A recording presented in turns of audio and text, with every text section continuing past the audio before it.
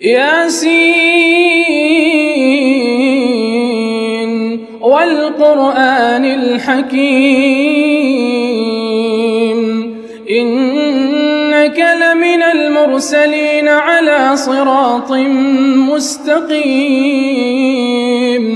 تنزيل العزيز الرحيم لتنذر قوما ما أنذر آباؤهم فهم غافلون لقد حق القول على أكثرهم فهم لا يؤمنون إنا جعلنا في أعناقهم أغلالا فهي إلى الأذقان فهم مقمحون وجعلنا من بين أيديهم سدا ومن خلفهم سدا فأغشيناهم فهم لا يبصرون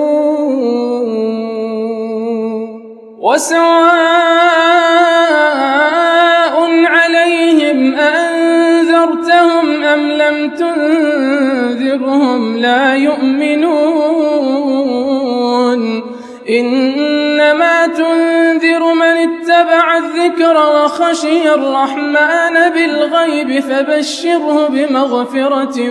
وأجر كريم إنا نحن نحيي الموتى ونكتب ما قدموا وآثارهم وكل شيء أحصيناه في إمام مبين واضرب لهم مثلا أصحاب القرية إذ جاءها المرسلون إذ أرسلنا إليهم 2 فكذبوهما فعززنا بثالث فقالوا إنا إليكم مرسلون قالوا ما أنتم إلا بشر مثلنا وما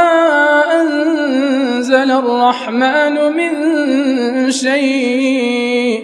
إن أنتم إلا تكذبون قالوا ربنا يعلم إنا إليكم لمرسلون وما علينا إلا البلاغ المبين قالوا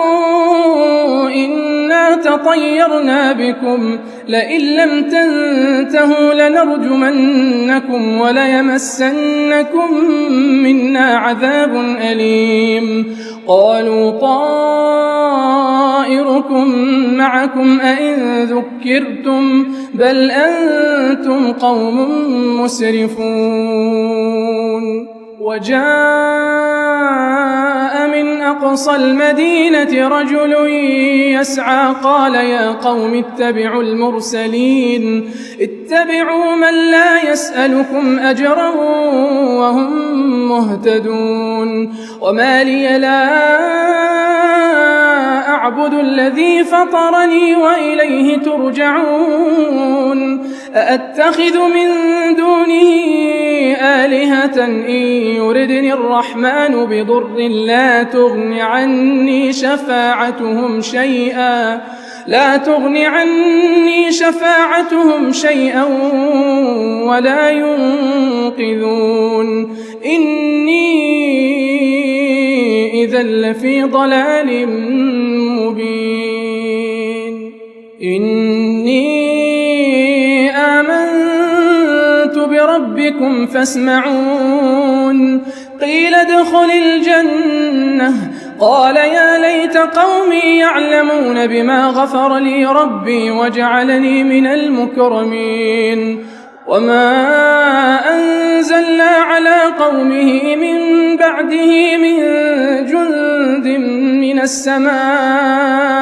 وما كنا منزلين إن كانت إلا صيحة واحدة فإذا هم خامدون يا حسرة على العباد ما يأتيهم من رسول إلا كانوا به يستهزئون ألم يروا كم أهلكنا قبلهم من القرون أنهم إليهم لا يرجعون وإن كل لما جميع لدينا محضرون الله